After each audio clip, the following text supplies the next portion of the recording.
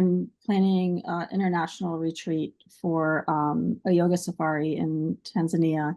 And so I was wondering about any specific contracts or things that are required, or laws or rules that are required for international retreats. And the second part is how to, I guess, how to manage if there's people that are clearly not following the boundaries and not respecting the boundaries that you've set. And particularly on an international retreat where you can't just say, or maybe you can, okay, you've crossed all of the boundaries enough times,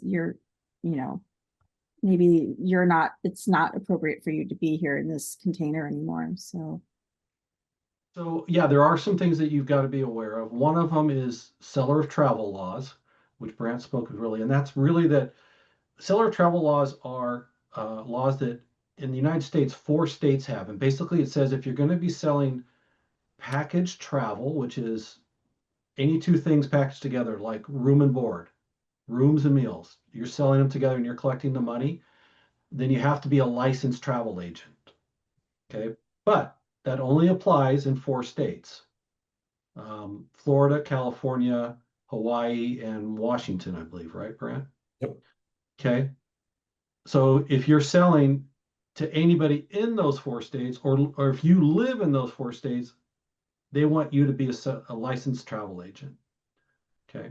This also applies to Ontario and Quebec and Canada. They have their own seller travel laws. Okay. The rest of the states and the rest of the provinces up in Canada, they don't have those laws. They're regional.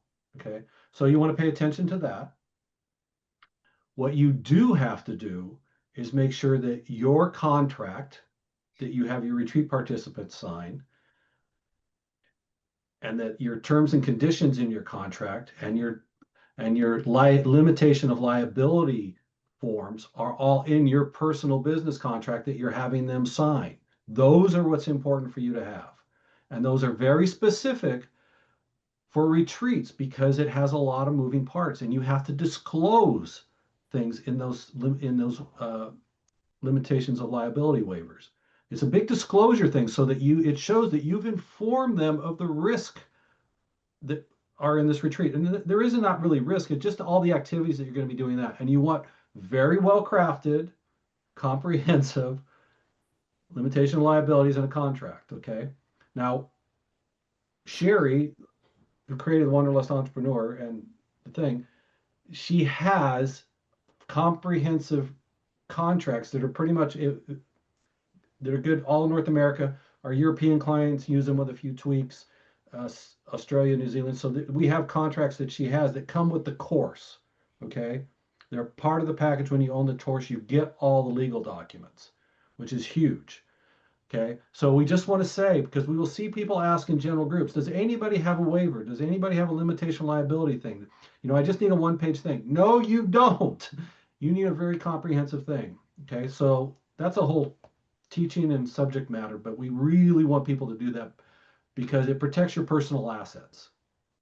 And then what about if people aren't respecting boundaries, like, if I say no drinking and they're getting drunk in sessions, and not that that's what I'm looking at, but just as an example, or just being really, really disruptive, where if it was a local retreat, it would be easier for me to say you're not following the rules of the container. Yep. But It in an happens. international one, do you have, I guess, the rights to do that, or is there more legal repercussions, or is it the same regardless of it's local or international? First, take them aside. When you notice there's a major upset to the group container, take them aside and talk with them personally and probe to find out what's really going on with them. Ask them questions. Don't be confrontive. Ask them questions and get them to reveal what's actually going on a deeper level, and then ask them to see what can we do together to make this work for you and for everyone else. What is it that you need from me or from the group that you don't have right now? And How can we make sure that this fits within the group container? And then you gain their cooperation as much as possible, and they have an assignment.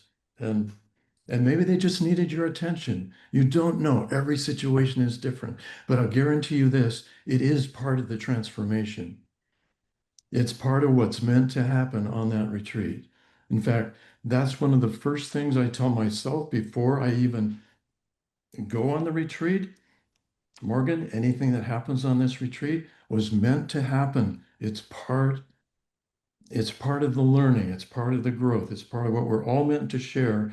And without conflict, without disruption or upset of some sort, there's probably not going to be a lot of transformation because there's a lot going on in everyone on deeper levels that comes to the surface. And that's beautiful. You just need to be really present, really welcoming with each individual and with the group as a whole, keeping your attention on the individual you're working with, but also part of your attention on the group, because after a certain point, the group becomes one. And what's happening with one is happening with all to some extent. It's really a magical process. You're gonna love it, I'm sure. Thank you all so much.